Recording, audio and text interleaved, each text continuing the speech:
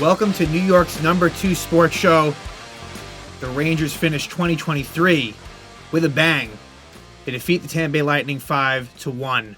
And I think this episode definitely deserves a jersey.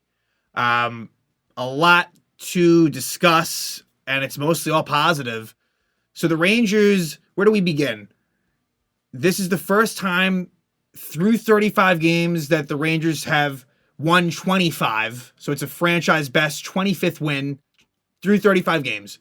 They are the first team to reach 50 points on the season. They are up to 51 points now.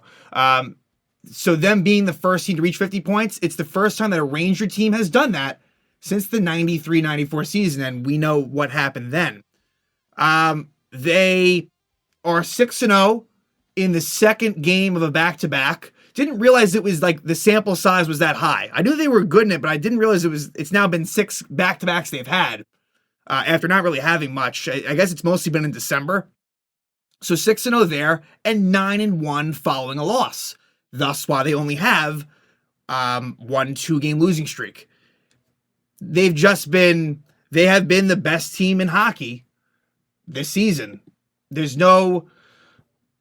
I don't want to say there's no question about it. Obviously, I'm focusing solely on the Rangers, and there are a lot of other really good teams in the league, but the stats kind of don't lie, and they're 25-9-1, which is honestly ridiculous. And just a lot of consistency. It was nice. Like the fact that the Rangers lost to the Panthers last night, they're able to follow it up, playing a Tampa Bay Lightning team that needs these wins. And they got it done. 3 players stood out in this game by far.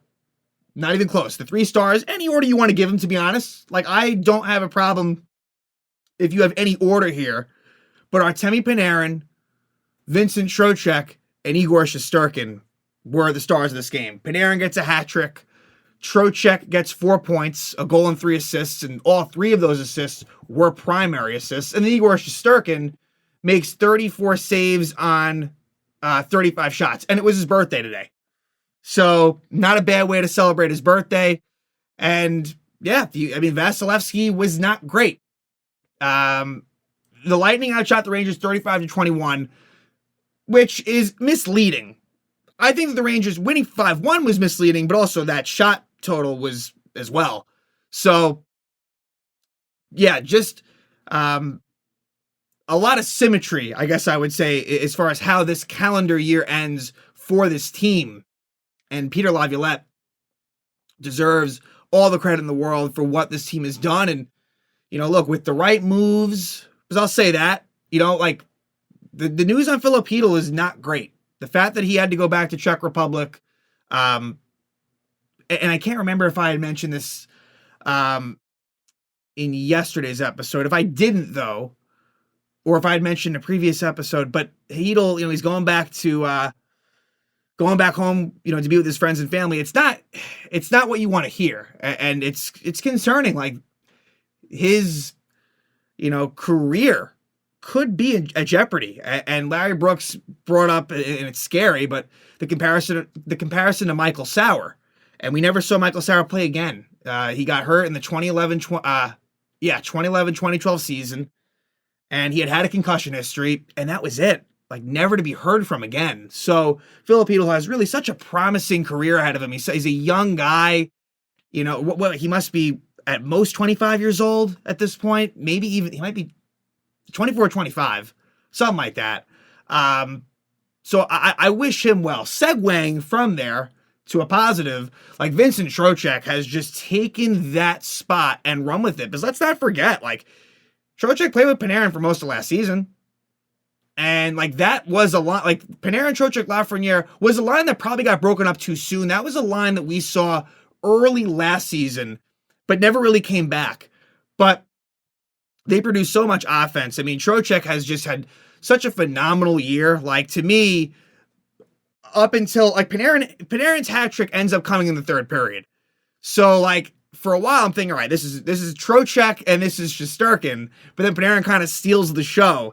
And Panarin's 23 goals. You just hope that he can bring this into the playoffs. Like, that is going to be the big thing, that he seems to be a man of the mission. Like, that is abundantly clear. But can he do it come playoff time? And that will be the big question. And so you got to praise him now. He deserves it. But also, it would, even if he does underwhelm in the playoffs, it'll actually make it even more disappointing for what he's done this season. But for now, let's focus on what he's doing this regular season. So, Rangers Lightning. This is the first meeting between these teams this season. The Lightning were coming off of a loss to the Florida Panthers. The Lightning are a team that I don't know whether they make the playoffs this year. I mean, they still have so much star talent. I mean, Nikita Kucherov is still, he's been one of the very best players in the NHL. I mean, the statistics are pretty insane for him. And so they still have that. But, I think, look, like, all great things come to an end. And I think that for them, it's, the Eastern Conference is good. That's part of it. And I don't know. The depth isn't quite like, because there's cap issues there. The depth isn't quite what it used to be. They've lost some good players to other teams, which was kind of beyond their control because of everything that they've had. So just something to think about as far as maybe this is the year that they don't make the playoffs, but I certainly would not count them out. So Rangers jump out to a very early lead in this game. And I should mention the lineup was the same as it has been for the most part here lately. But Rangers score early. At 1:51, Panarin scores his 21st goal of the season from Trocheck and Lafreniere.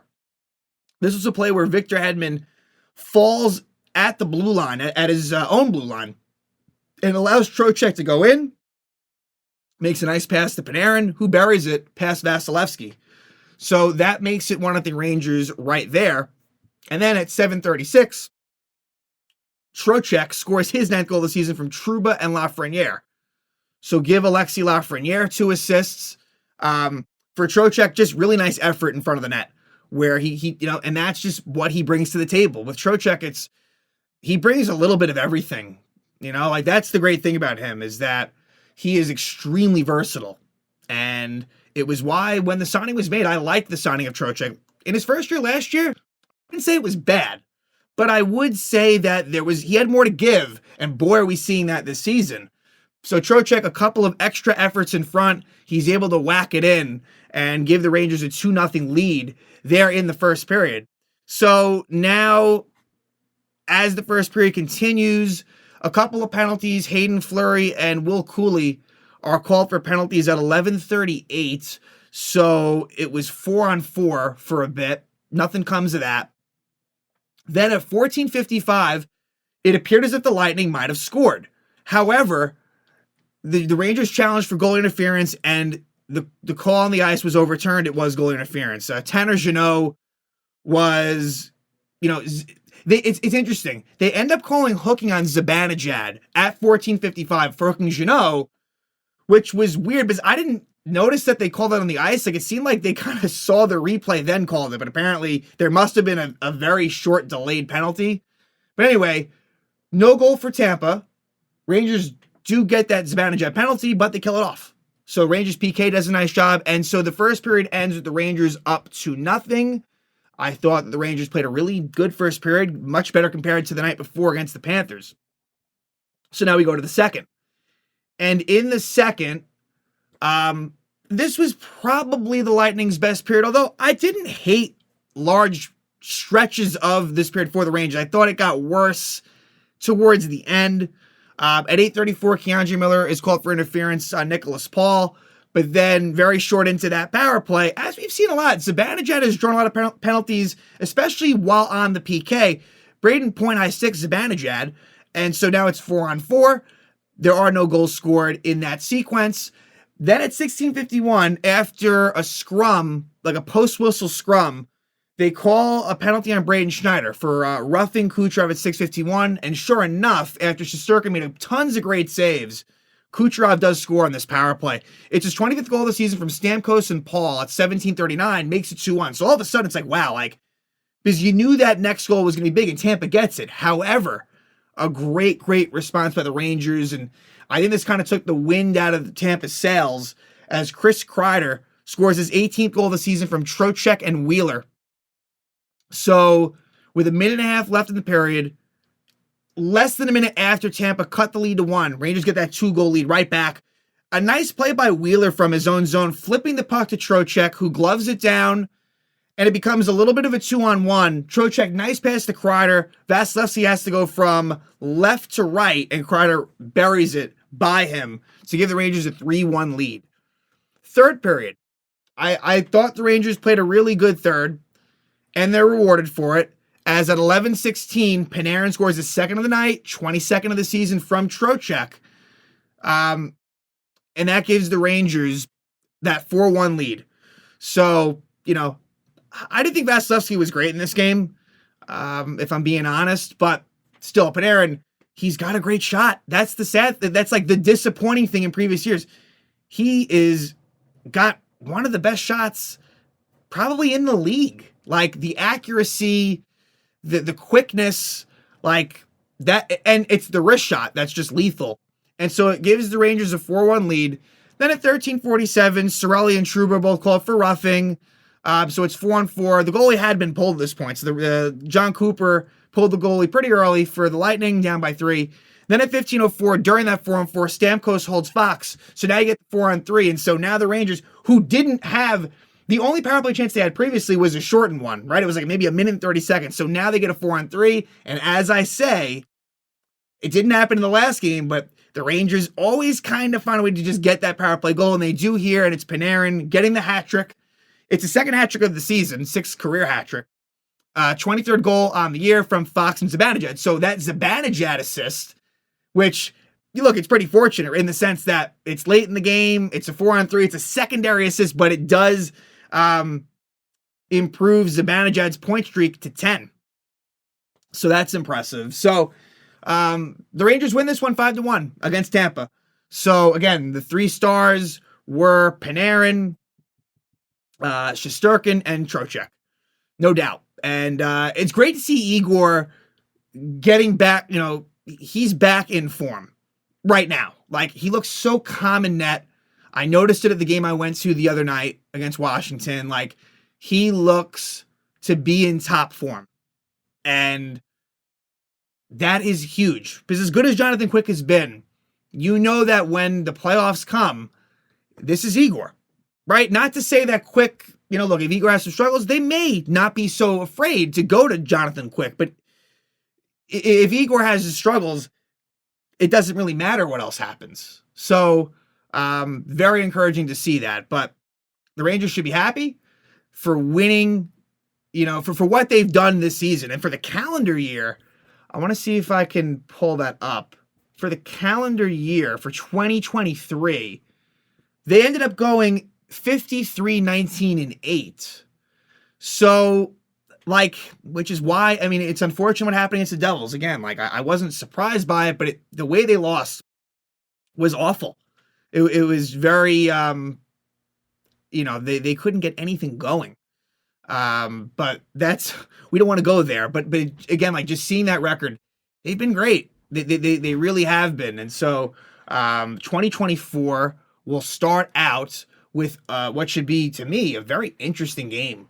Home against the Carolina Hurricanes. That's a game that I've had circled for a while now. Now, Carolina will be coming off of a win at Toronto. They beat the Maple Leafs tonight 3-2. Carolina lately seems to be finding their stride. You know that push comes to shove when you look at this Metropolitan Division. Carolina's going to be in the mix. You just know that. And they're 20-13-4. But I think, with what happened with the Aho Neon Nita to Adam Fox, the Hedel Foss thing was more of a freak thing than anything. But Shesterkin got hurt in that game. I just think that maybe there could be some fireworks in that Canes Rangers game. I think that this one for a regular season game is one to watch. I definitely believe that. And hey, it's the first game of the new year for the Rangers, so it should be interesting. But again, Rangers 25-9-1. That is crazy. The fact that they only have one time that they've lost 2 in a row, 9-1 following a loss. there is stick-to-itiveness to this team. There is gutsiness to this team. And so you hope that continues. You hope that they can remain healthy. And I know that obviously they're missing Hedl and Kakko, but relatively speaking, it could be a lot worse. So we'll see. But anyway, thanks to the likes of Igor Shesterkin, Artemi Panarin, Vincent Trocheck, tonight they end 2023 with a really, really good win. They beat the Tampa Bay Lightning 5-1.